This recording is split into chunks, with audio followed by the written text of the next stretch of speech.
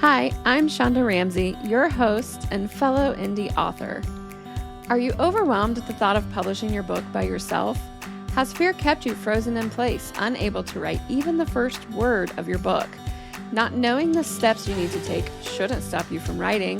That's why I've asked for help from some amazing industry professionals, published authors, and others who are in the same situation as you to share their knowledge on the self-publishing process. Welcome to Dear Indie Author, where we inspire creative independence in every writer. Hey everyone, it's Shonda, and I am here with my friend Meredith. Meredith, welcome to the show. I would love to start with some rapid fire icebreaker questions. Are you ready for those? Yes, I am. Bring them on. All right. What is your favorite movie? That's a tough question to start off with. I think When Harry Met Sally is my all-time favorite movie that I can quote most of. Yeah, that's a good movie. What is the last book you read? Oh, I was on a big Ginny Cruzy kick for a while, so I think Tell Me Lies is the last one that I've Mhm. read of hers. Was it good? Oh, yes, it's one of those Yeah. books that I'm going to go back and dissect because I want to know how she wrote that story. Yeah, that's awesome. I like that. Do you like winter or fall better? Hmm. I think fall, although I'm really enjoying, we've got a cold snap right now, and it was really lovely to feel that cold weather once I'm dressed right for it. Yeah, Uh, so I think probably fall though. yeah. I like fall better too, but I love how magical winter can be with the snow and everything too. So it is a tough one. What is your favorite writing spot? I if it's not at my desk, which I try to be consistent about, it's in my bed. Hmm, that's Yeah. good. Do you like sweet or savory? Sweet. What is your favorite snack? Uh, Probably candied pecans. Mm, Been that making sounds some good. soon. Yeah, I've been sort of craving them. Yeah, that sounds really good. Have you ever won a contest?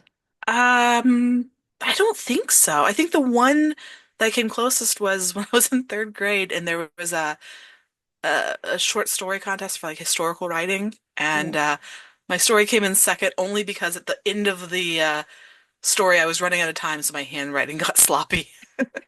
So I was like, "Oh, this is the story of my life." That's really awesome though that you were that young and won a contest for writing. That's Yeah, pretty awesome. thank you. If you were to write another book, what would it be about? Uh, I am currently trying to figure out how to write a book series that's sort of modeled a little bit after Pride and Prejudice. Hmm. Five sisters having to get married, um, but also sort of inspired a little bit by Mary Wollstonecraft. I'm a 18th century fan, so yeah. Historical. I like that. That's hard to write. Very challenging. Love it. And that's one of the reasons why I'm still working out how to do it. Yeah. Yeah, I'm sure.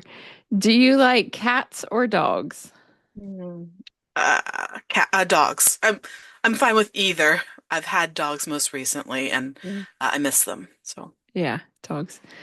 How many cups of coffee each day? There's only one right answer. I will say this, usually one because I'm drinking it as I'm leaving the house, and so I can't go back for refills. But if I'm at home and I'm able to, it's at least two. Yeah, that's actually where I'm at too. I'm usually one, but sometimes I do too. I used to save the whole pot, but not anymore. Yeah. What is your favorite part about your job? Um, I love it when the ideas start clicking Mm. and when you can kind of start to see that spark of inspiration or that moment when a problem gets solved and the whole story starts to come together. Yeah, that's pretty magical too. Describe yourself in 3 words. I know I'm ending on a challenging one. I would say kind, creative, and curious. Oh, I like that. That's great. Well, welcome again, Meredith. I'm so glad that you're here. Can you start by telling us a little bit more about yourself? Yeah, my name is Meredith Byrd. I'm a book coach. I run Wordswell Writing, where I get to work with all sorts of different writers, mostly in fiction, some historical fiction, some romance. Hmm, like that. How did you get into coaching others to write books? My book coach actually said, "Hey, you could do this."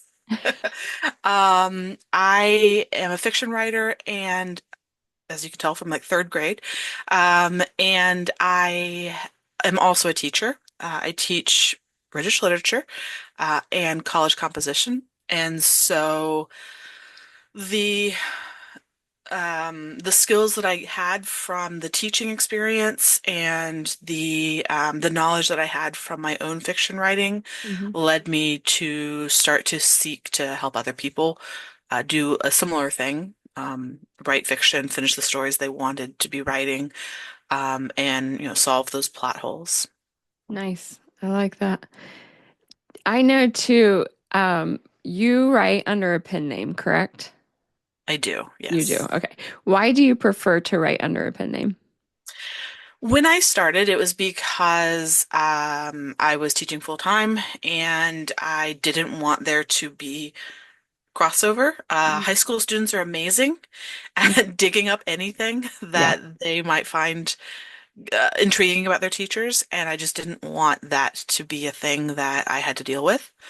Um, I think too, it's also good from a marketing perspective because, if you are a person who writes in one genre and then you switch to other genres, it can sometimes be hard to have readers be prepared for that switch. So a Mm. lot of writers will change pen names when they are changing genres. Not everybody, but some people find it to be useful. And so I kind of wanted to do that as well, to have that available to me as an option. Yeah, I think it's a great option. I've actually thought about that myself if that's something that might do in the future too. So it's always interesting to hear why people choose to do pen names. I've met so many people who do write under pen names, some multiple at that too, which is pretty cool. As a book coach, you compare writers needing a coach to Olympians needing coaches. Can you elaborate on why having a coach is so crucial for writers?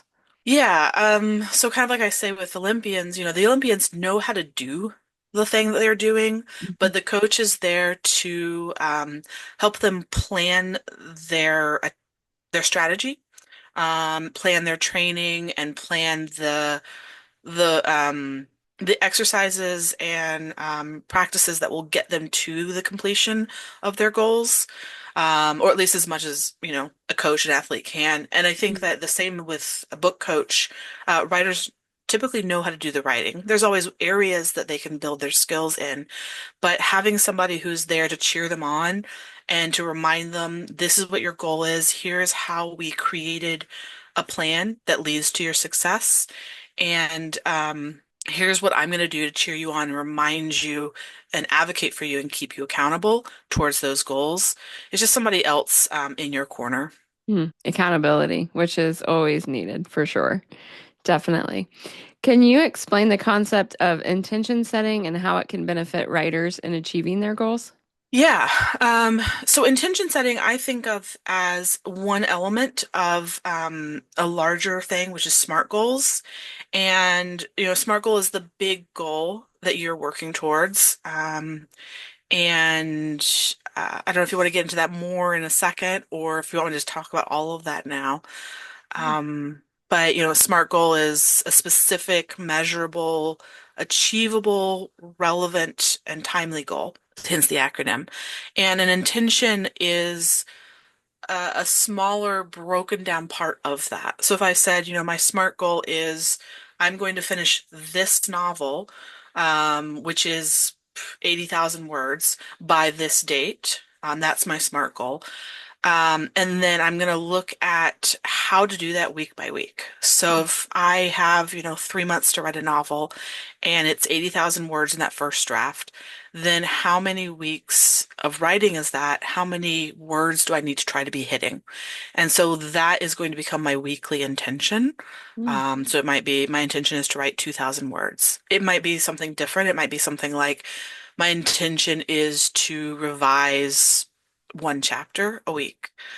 So they can be modified for whatever you're working towards, but the intention is the small step that gets you towards the goal. I like that. They work together. You offer a weekly intention setting subscription. How does this work, and what can writers expect to gain from that?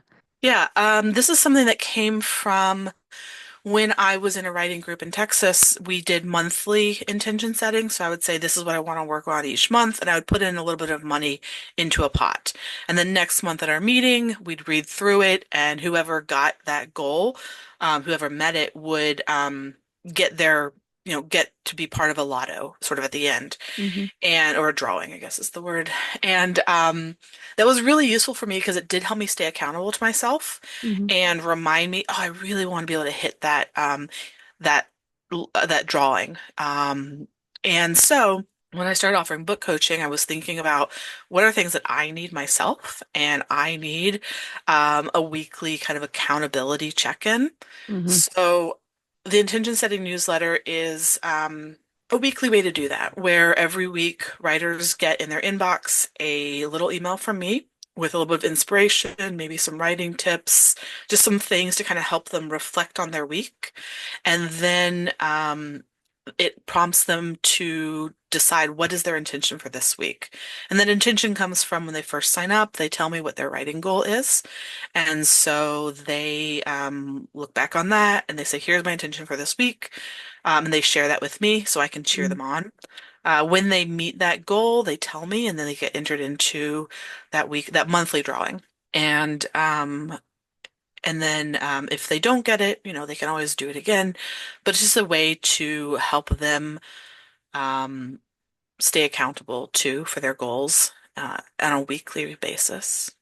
That's pretty awesome because a lot of people are definitely motivated by reward. And so that's a great system to have for them because I could see, even like myself, I would want to make sure that I stayed on target with everything that I was doing, especially if I knew there could be a reward at the end. I think that that's actually pretty good.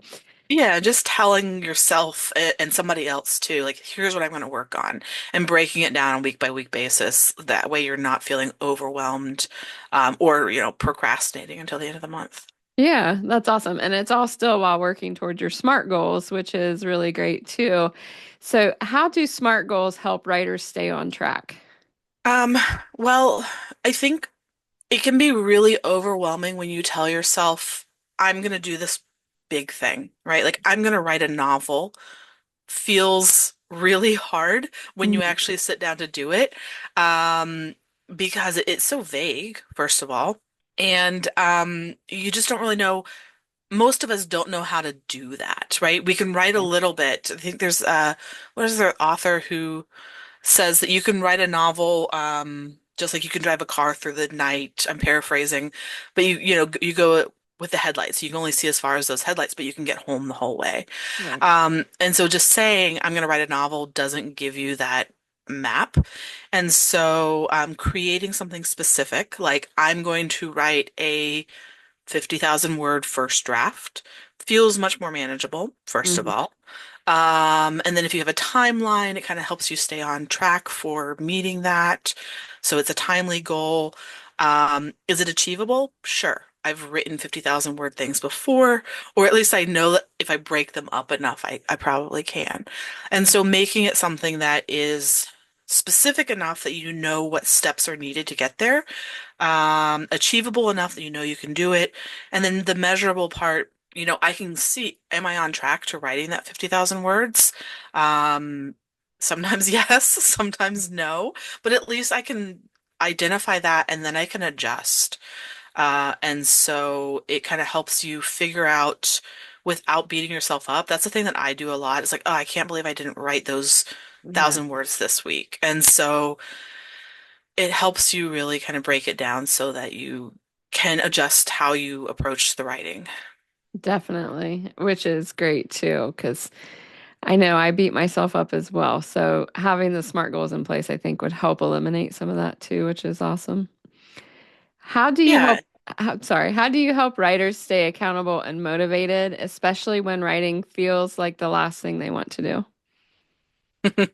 Uh, I think that is a very good question because yeah, it does feel it's something that I struggle with myself. And so the way that I approach it with myself and with clients is I use strategies like Pomodoro timers. Hmm. Um, and usually what I do for myself is I set a 20-minute writing timer. And once that 20 minutes is over, I'm usually in it enough that I can keep going. If not, I say, okay, I'm going to stop and take a break. That's probably my go-to number one strategy that I recommend, clients use. The other strategies are word sprints, and there's a couple of different websites that allow you to uh, do word sprints with friends or even with strangers. So that's another great way of doing it. And also telling myself that I can get rid of these words, right? They're just words to get myself started. Reminding clients that it doesn't have to be perfect. It is something that you can edit once you have the words on the page. And just taking away a lot of that pressure that we feel on ourselves to make it feel perfect, I think is part of how to do that. Mm. Writing something that's just goofy and fun that is Yeah. not going to advance the story, but at least reminds you why you like it. And then I think too, one of the things that I have writers do is create blueprints for their story, which outlines it. And as part of that blueprinting, I ask them to think about all the things they're really excited about writing. Like, what is the scene that you're just like, oh, I can't wait to write that scene? Mm. And so you write those things down in the blueprint. And then when you feel really overwhelmed with not getting it done, I recommend going back to look at those blueprints so that you can see what scene you're excited about and then maybe start tackling that. Mm. I like that because then you can bounce around. That's kind of like you don't have to write from beginning to end. You can move into something else to kind of help free up a little bit too, which is really Yeah. good.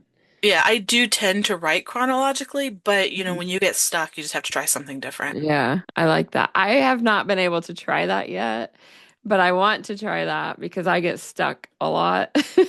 So I think that that would be a good thing is to remember what's the thing that I'm most excited about that's yet to come, and can I maybe jump ahead and write that and then come back and figure out, okay, now how do we get from this place to that place? And I think that might help break that a little bit, which would be good. Yeah. How has being a writing coach shape and influence your writing? I think it keeps me accountable, more than before. Um, it really forces me to remind myself that, my clients are doing this every day, Mhm. and sitting down and finding time to write and tell the stories that they're passionate about. And I get to hear them and get excited by those as well. And so it makes me want to do the same, and motivates me to use those strategies that I tell them to use. And Mhm. so I kind of have no excuses. Um, I think too, getting to see all these different stories really reminds me that there's space for all types of stories. So sometimes when I'm feeling a little bit like my own writing is only going to ever be interesting to me, I can remind myself about how many other people are out there sharing their stories and that it's important even if it doesn't end up getting published, it's still important for me to be doing the practice. Yeah, that's awesome. I like that. What tips do you have for writers to balance their writing life with other commitments and responsibilities? Um, I am a parent. I have a 4.5-year-old son. I also work part-time teaching and doing book coaching. So I try to take all that in consideration when I'm reminding people of what they want to be doing and how. I think that it's okay to remind yourself that this is maybe you only get 20 minutes. And you can only work in these 20 minutes in that phase of your life, whatever that part of your life might be. It's okay to take that time for yourself. It's okay to leave the dishes in the sink. Right now, I have Mhm. dishes in the sink that I need to be washing. Um, and yet I'm making a choice to do something that I think is more important. Um, and fulfilling my creative well is part of that. Um, so it's okay to let some of those things slip. It's okay to only do this in short spurts during the day, or choose one day a week that you can write and have space for. Um, if you are a person who gets up in the morning and you want to do that, that's great. You shouldn't feel compelled to do it just because other people do. I Right. don't do that. My son wouldn't allow it, and I like to be in bed early in the morning. So, maybe I only write a few nights a week in the evening after he's gone to bed, but I Mhm. try to create a schedule. Yeah, And so that's that's awesome. What are the first three steps you recommend writers take to begin? Um, I think one of the first things I recommend is writing just a paragraph of what you are thinking about, and what is the questions that are in your mind. When I'm teaching people about blueprinting, I use Lisa Cron's book, Story Genius, and she calls it the what if moment. So writing down that what if moment to begin with, and then writing down all the sort of small moments that you're excited about or that you're thinking of, and getting excited about a character or what's cool about that character. Just jotting all those things down first is my first recommendation. My second is to start thinking about the conflict and the motivations in those characters. And again, sort of just brainstorming, not feeling too bound to anything. It is a great way to begin. I also really like to research a little bit at the beginning. So I might just do like a Wikipedia deep dive if I'm doing something historical, or I start looking at maps of places if it's like a modern era. And then I lost it. I had one more thing. Um, Brainstorm, jot all that stuff down. Um, Starting to research a little bit. Yep, I forget. I That's forget what's okay. the last thing. So. That's all right. That was good. Can you share some specific resources or tools that you find invaluable for writers, whether for brainstorming, writing, editing, or publishing? Yeah, like I said, the Lisa Cron book Story Genius is really great. I think that works really well with a book that's almost written like as a companion piece. It's Jenny Nash's, I think it's called Blueprint Your Book. And I use those two together to create a blueprint workshop that I teach. But those go very nicely together, and I think helped me really start to figure out how to plot a story. Hmm. Um, and then, so those are some resources I really recommend. I think Bird by Bird is one that everybody talks about, and that's with good reason, by Anne Lamott. She is great at helping writers take some of the preciousness out of their writing, Hmm. um, and think about how to get those things done. So those are probably my three go-to books, as well. Yeah. Yeah, sound good. I don't think I've read any of those, so I'm gonna look those up. I always like to read books that help with what you do when you write, and I think that it's neat to hear other people's perspectives too, because you never know what you could find to help your process become better too. Are there any upcoming projects or initiatives you're excited about sharing with listeners? Yeah. As of May, I know it's few months away still, but as of May, I'm going to be offering, I've been mentioning this blueprint workshop that I do. I'm offering it online, and so people will be able to participate in it. It's something that you can purchase and go back to, so the lessons will always be there for you.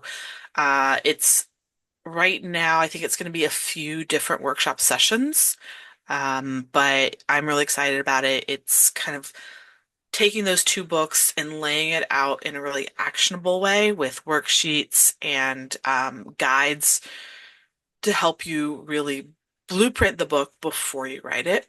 So Hmm. that is one thing I'm really excited about.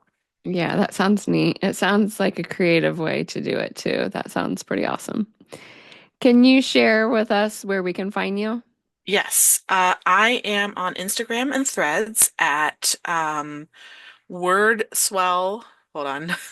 It's different than my website. My website is wordswellwriting.com. And then all one word, obviously. And then Instagram is wordswell_coaching. You can find me on Threads the same way. Facebook, Wordswell Writing. And then I'm on Substack for that weekly intention setting newsletter. Just weekly intention setting newsletter, Wordswell Writing. I also have a monthly newsletter that's not a subscription, it's just a free newsletter. Nice. I like that. So several different ways I can connect with you, which is great. Is there anything else you would like to share with our audience or any final thoughts you'd like to leave them with? Just that, book coaching can be a really wonderful way to have a cheerleader in your corner. There are definitely people who might take advantage of that. And so making sure that you are vetting that book coach, they're not trying to promise you anything that they can't deliver, like getting you a publishing deal. That's not something that book coaches can actually accomplish. But they are there to be your advocate, to cheer you on, and there's lots of different ways they can help. And so, reaching out, talking to one, and finding a good fit for you is a recommendation I would definitely pass along. Yeah, that's a great recommendation. I'd love for you to share the letter you wrote to our audience. Absolutely. Okay. Dear indie author, I know how hard it can feel to have a dream and to be doing it all on your own. Sometimes it's literally all on your own, from writing the book to designing the color and then figuring out how to market the book you love. It's a passion, but it's also a business, and there's so many people telling you different things you need to be successful that sometimes you might just want to put your head down and stop doing it. I've been there too, wondering if you're writing about the stuff that will actually sell, if you should try to query after all, and if the editor you hired is a good fit. All of it feels like too much. I'm not going to tell you how to be successful, but I am going to tell you that being persistent in your work and actively seeking a community by showing up, joining, or creating one is going to make this passion project job a whole lot more like what it should be. Fun and fulfilling. I wish you all the best as you pursue your dreams and a community that supports those dreams. Meredith.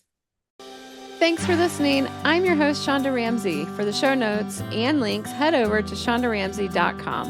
And don't forget to join in on the conversation on socials. Be sure to subscribe so you don't miss a show and write a review wherever you listen to podcasts. Until next time, always remember, every writer deserves to see their words in print.